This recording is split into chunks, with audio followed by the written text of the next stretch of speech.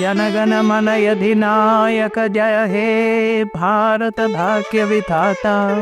আমরা কম বেশি সবাই জানি রবীন্দ্রনাথ ঠাকুর কে ছিলেন। রবীন্দ্রনাথ ঠাকুর এই নাম যেন এক মহাসমুদ্র। বাংলায় গান, কবিতা, ছোট গল্প, তার স্পর্শ ছাড়া কিছুই যেন সম্পূর্ণ নয়। তা সে যতই কালো হোক, দেখেছি তার কালো হরিণ চোখ।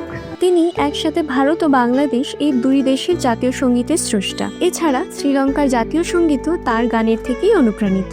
এখানেই শেষ নয়, তিনি হলেন প্রথম এশিয়ান নোবেল জয়ী। ভাবতে পারেন, কিন্তু জানেন কি, তার গুণের শেষ এখানেই নয়। তিনি ছিলেন একজন অসামান্য নাট্যকার, অভিনেতা ও নির্দেশক, যিনি মাত্র 16 বছর বয়সেই থিয়েটারে সাড়া ফেলে দিয়েছিলেন। তিনি কেবল কলমে নয়, মঞ্চেও ছিলেন সমান দক্ষ।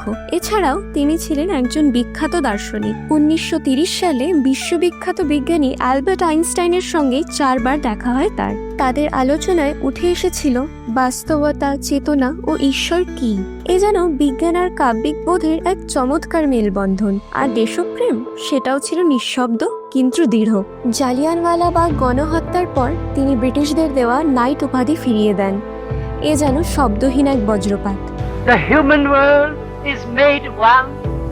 All the countries are losing their distance every day, their boundaries not offering the same resistance as they did in the past days. তার প্রতিবাদ ছিল কলমে, কণ্ঠে এবং চরিত্রে।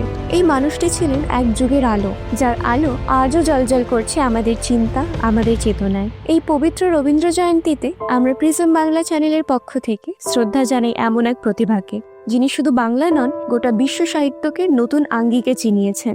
শুভ রবীন্দ্র জয়ন্তী।